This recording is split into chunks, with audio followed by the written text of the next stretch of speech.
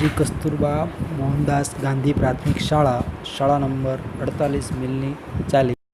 कक्षा 8 विषय हिंदी इकाई पहली तेरी है जमी वो काव्य है, उसका एनिमेशन वीडियो हम देखेंगे।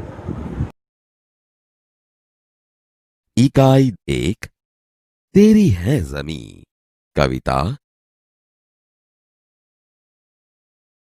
बाल दोस्तों, आज आप जो गीत सुनने वाले हो वह प्रार्थना गीत है। इसे द बर्निंग ट्रेन से लिया गया है। तो सुनिए, ध्यान से कविता सुनिए।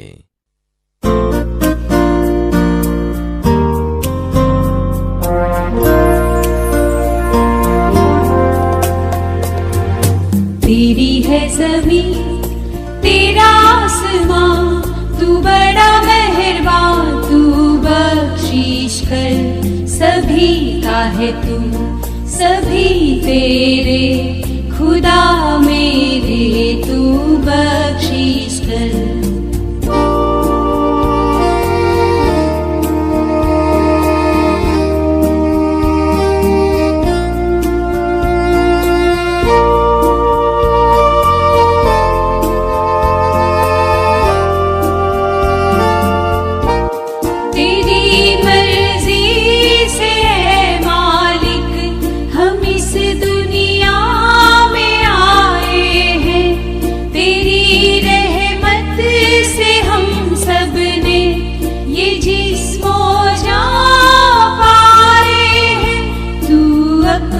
नजर हम पर रखना, किस हाल में है ये खबर रखना।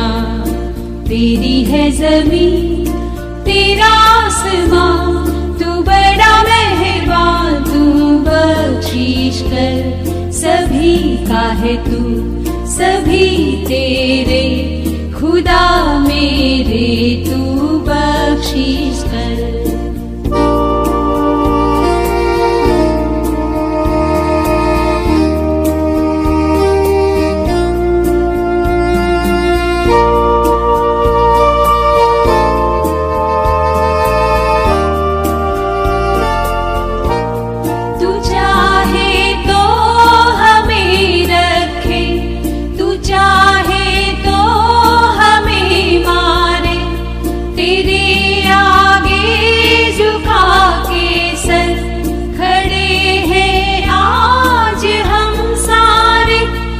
सबसे बड़ी ताकत वाले, तू चाहे तो हर आफत टाले।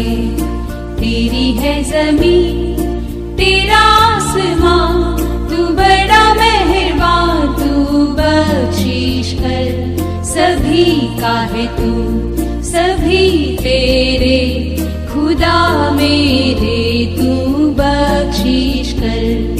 तेरी है जमीन।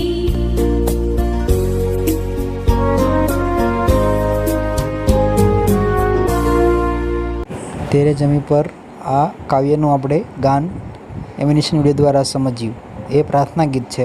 હવે એ પ્રાર્થના ગીત છે એની અંદર આવતા શબ્દો છે એને આપણે જાણીએ, જેવા કે બક્ષિસ એટલે કે ભેટ, ઉપહાર, ક્ષમા કરના, માલિક એટલે કે સ્વામી ઈશ્વર, રહેમત કૃપા, રહેમત આપણે કોઈની ઉપર કરી હોય એટલે કે કૃપા, અમારી ઉપર કૃપા વરસાવજો, આફત અમને કોઈ મુશ્કેલી પડી હોય, સંકટ, મહેરબા એટલે કે કૃપાળુ થજો, દયાળુ થજો, जिस्म शरीर और जाँ એટલે કે અમારામાં जाँ એટલે કે प्राण, हमारा प्राण नहीं तमें। अब स्वाध्याय में पहला प्रश्न हमने टेप रिकॉर्डर यार हमने वीडियो द्वारा देखा है। वह दूसरा प्रश्न का हम अध्ययन करेंगे। निम्नलिखित प्रश्न के उत्तर दीजिए। उसमें पहला है, आपके मत से सृष्टि में सर्वोपरि कौन है और क्यों? तो कि सर्वोपरि ईश्वर है, क्योंकि वो ही सबसे ताकतवर है। दूसरा प्रश्न है, आप भगवान से क्या प्रार्थना करते हैं? तो हम भगवान से अपने शरणों में ले ले ऐसी प्रार्थना करते हैं। आप ईश्वर से प्रार्थना किस किस समय करते हैं और क्यों? तो हमें सुबह, दोपहर और शाम 3 बार एक वक्त में करते हैं। उसके बाद भिन्न भिन्न धर्म का लोग अपने प्रार्थना के लिए कहाँ कहाँ जाते हैं, तो वो जाते हैं जहाँ अपना धर्मस्थल है, जो हिंदू है मंदिर में जाते हैं, मुस्लिम है वो मस्जिद में जाते हैं, और ख्रिस्ती है वो अपने चर्च में जाते हैं। इसी तरह हम अलग अलग धर्म के लोग अलग अलग जगह पर जाते हैं। अब तृष्णा प्रश्न में है निम्नलिखित शब्दों के शब्दकोश के क्रम में अनुसार लिखिए।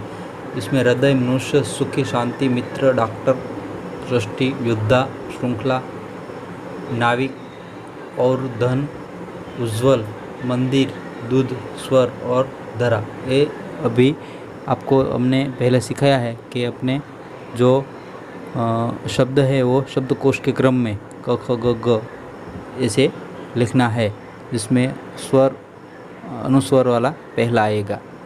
उसके बाद चौथा प्रश्न, इस चित्र की मदद से एक कविता लिखिए। अपने आप से एक कविता अपनी तरह से बनानी है। अब स्वाध्याय में पहला प्रश्न है, एक कवि ईश्वर से कहाँ चाहते हैं? तो वो कवि है वो सारी जगह पर, जमीन पर ईश्वर है। दूसरा प्रश्न है कि तू अपनी नज़र हम पर रखना, ऐसा कवि क्यों कहते हैं? क्योंकि तू दयालु है, कृपालु है, इसलिए तू हमारी पर दया रखना। तीसरा प्रश्न, कवि किसने सबसे ताकत वाला मानते हैं, क्यों? ईश्वर को कवि है वो ताकत वाला मानता है क्योंकि वो सबकी रक्षा कर सकता है। कवि खुद से क्या कहना चाहते हैं? तो कि कवि खुद है वो निर्बल है, उसकी आगे ऐसा कहना चाहता है। दूसरा प्रश्न है स्वाध्याय का, दिए गए भाव के आधार पर काव्य पंक्तियाँ लिखिए। हे ईश्वर, तेरी कृपा से मुझे शरीर को और प्राण मिले, चाहे जो भी हो तुम अपनी कृपा दृष्टि हम पर सदा रखना।